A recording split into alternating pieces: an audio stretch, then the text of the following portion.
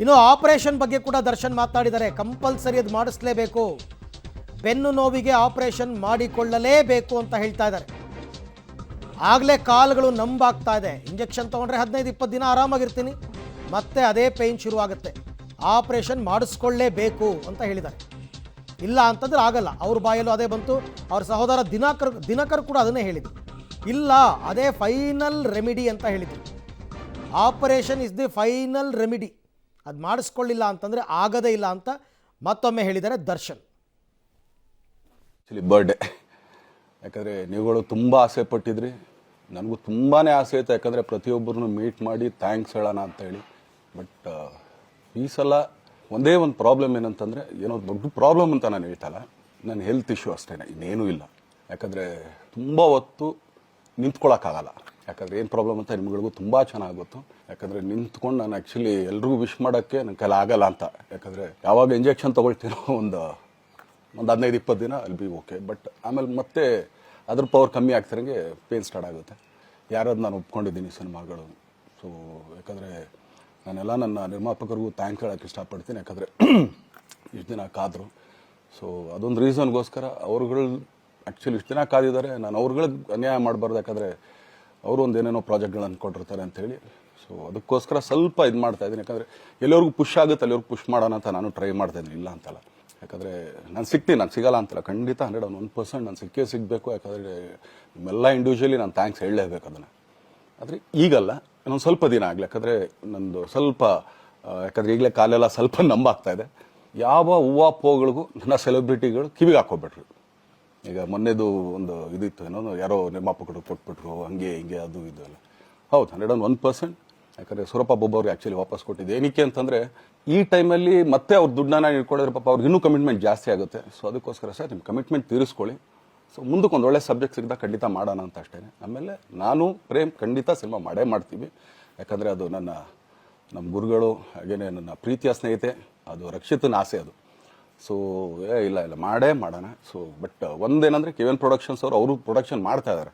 So ಅವ್ರು production ನಡೀತಾ ಇರ್ಬೇಕಾದ್ರೆ ಪುನಃ ಇನ್ನೊಂದು ಪ್ರೊಡಕ್ಷನ್ ಅಂದಾಗ, ಯಾಕಂದರೆ ನನ್ನ ಒಂದು ಅನಿಸಿಕೆ ಅಂತಂದರೆ, ಯಾವ ನಿರ್ಮಾಪಕ ಆ್ಯಕ್ಚುಲಿ ಈಗ ಯಾವುದು ಪ್ರೊಡಕ್ಷನ್ ಇಲ್ಲದೇನೆ ಸುಮ್ಮನೆ ಇದ್ದಾರೆ ಅಂಥವ್ರ ಜೊತೆ ಕೆಲಸ ಮಾಡೋದು. ಯಾಕಂದರೆ ಸೊ ಆದ್ದರಿಂದ ಅಷ್ಟೇ, ಇನ್ನು ಅದು ಬಿಟ್ಟು ಇನ್ನೇನು ಆ ಥರದ್ದೇನಿಲ್ಲ. ಏನೋ ದರ್ಶನ್ ಆ್ಯಕ್ಚುಲಿ ಬೇರೆ ಲ್ಯಾಂಗ್ವೇಜ್ಗೆ ಇಲ್ಲೇ ಇಷ್ಟೊಂದು ಪ್ರೀತಿ ಅಭಿಮಾನ ತೋರಿಸಿದ್ದೀರಾ, ಎಲ್ಲ ಮಾಡಿದ್ದೀರಾ, ಸುಮ್ಮನೆ ಎಲ್ಲಿಗೆ ಅಂತ ಹೋಗಲಿ, ಸಾಯೋವರ್ಗೆ ಇಲ್ಲೇನೆ, ಇಲ್ಲಿ ಬಿಟ್ಟು ಇನ್ನೆಲ್ಲೂ ನಾನು ಹೋಗೋಕ್ಕಾಗೋದು ಇಲ್ಲ. ಯಾಕಂದರೆ ಒಂದು ಈಸಿ ಆಗಿದ್ದನ್ನು ಹೇಳ್ತೀನಿ, ಕಾವೇರಿ ಎಲ್ಲಿ ಹುಡ್ತಾಳೆ ಅಂತ ನಿಮಗೂ ತುಂಬ ಚೆನ್ನಾಗಿ ಗೊತ್ತು. ಆ ಕೊಡಗಲ್ಲೇ ನಾನು ಹುಟ್ಟಿರೋದು. ಅವಳು ಅಲ್ಲಿ ಹುಡ್ತಾಳೆ ಕಾವೇರಿ, ಎಲ್ಲ ಕಡೆ ಹರ್ಕೊಂಬರ್ತಾಳೆ ಅವಳು. ನನ್ನ ಸೀಮಿತ ಇರೋದು ಬರೀ ಮೇಕೆದಾಟ್ ಅಷ್ಟೇ. ಅದರಿಂದ ಮುಂದಕ್ಕೆ ಅದು ಹೆಂಗೆ ಯಾರು ಹರ್ಕೊಡೋದ್ರು ಅದಕ್ಕೂ ನಮ್ಗೆ ಸಂಬಂಧ ಇಲ್ಲ ನನಗೆ.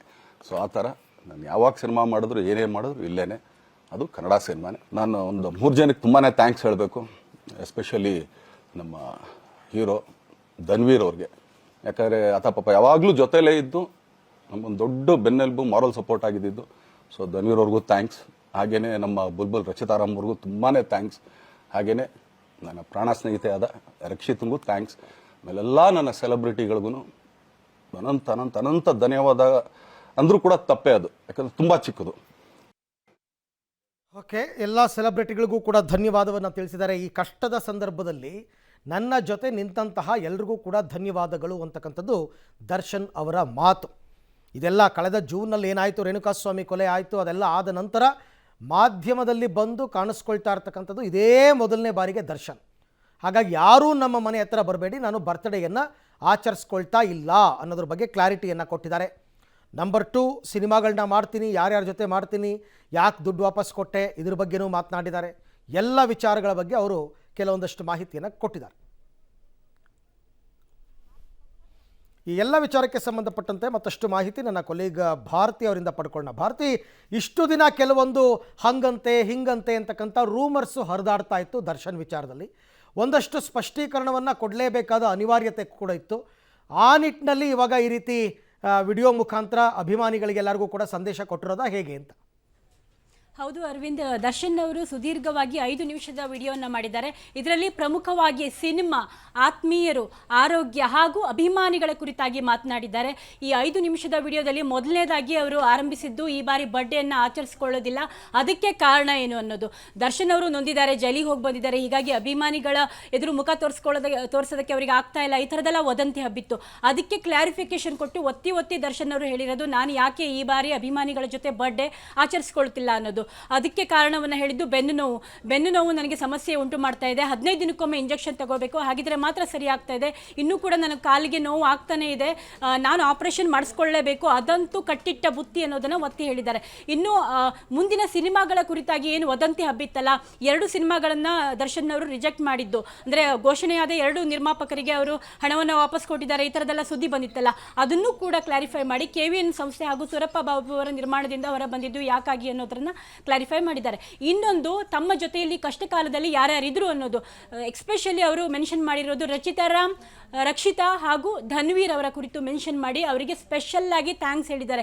ಜೊತೆಗೆ ಇದೆಲ್ಲ ಕಾರಣ ತಾನು ವಾಲ್ತಾ ಇದ್ದೆ, ಈ ಥರ ತನ್ನ ಸೀಮಿತದಲ್ಲಿ ಇರಲಿಲ್ಲ, ಅಂದರೆ ನನ್ನ ಸ್ಥಿತಿಯೇ ಸೀಮಿತದಲ್ಲಿ ಇಲ್ದಿದ್ದಾಗ ನೀವೇ ಕೂಡ ನನ್ನ ಸಪೋರ್ಟ್ಗೆ ನಿಂತವರು ಅಭಿಮಾನಿಗಳು, ಹೀಗಾಗಿ ನಿಮಗೆ ಥ್ಯಾಂಕ್ಸ್ ಅಂತ ಹೇಳಿದ್ದಾರೆ. ಪ್ರಮುಖವಾಗಿ 4 ವಿಚಾರಗಳ ಕುರಿತು ಮಾತನಾಡ್ತಾ ಈ ಬಾರಿ ದರ್ಶನ್ ಅವರು ಬರ್ಡೇ ಆಚರಿಸ್ಕೊಳ್ತಿಲ್ಲ, ಅಭಿಮಾನಿಗಳ ಜೊತೆ ಅನ್ನೋದಾಗಿ ಕ್ಲಾರಿಫೈ ಮಾಡೋ ಒಂದು ವಿಡಿಯೋ ಮುಖಾಂತರ ಮೊಟ್ಟ ಮೊದಲ ಬಾರಿಗೆ ಎಷ್ಟೊಂದು ಸುದೀರ್ಘವಾಗಿ ದರ್ಶನ್ ಅವರು 5 ನಿಮಿಷದ ವಿಡಿಯೋ ಮಾಡಿ ಒಂದು ವಿಚಾರವನ್ನು ಕ್ಲಾರಿಫೈ ಮಾಡಿರೋದು. ಹೀಗಾಗಿ ಅವರು ಮುಂದಿನ ಸಿನಿಮಾ ಯಾವ ರೀತಿ ಇರುತ್ತೆ ಪ್ಲ್ಯಾನ್ ಮಾಡ್ತೀನಿ, ಹಾಗಾಗಿ ನನ್ನ ಜೊತೆ ಯಾರಿದ್ದವರು ಯಾರ ಇಲ್ಲದೆ ಇದ್ದವರು, ಜೊತೆಗೆ ಅಭಿಮಾನಿಗಳು ತಮಗೆ ಎಷ್ಟು ಸಪೋರ್ಟಿವ್ ಆಗಿ ನಿಂತಿದ್ದಾರೆ, ಎಲ್ಲ ವಿಚಾರಗಳನ್ನು ಒಂದು ವಿಡಿಯೋ ಮೂಲಕ ಹಂಚಿಕೊಂಡಿದ್ದಾರೆ ಅರವಿಂದ್. ಓಕೆ, ಹಾಗೆ ಸಂಪರ್ಕದಲ್ಲಿರಿ ಭಾರತಿ, ನಿಮ್ಮ ಜೊತೆ ನಾನು ಮತ್ತೆ ಮಾತನಾಡ್ತೀನಿ.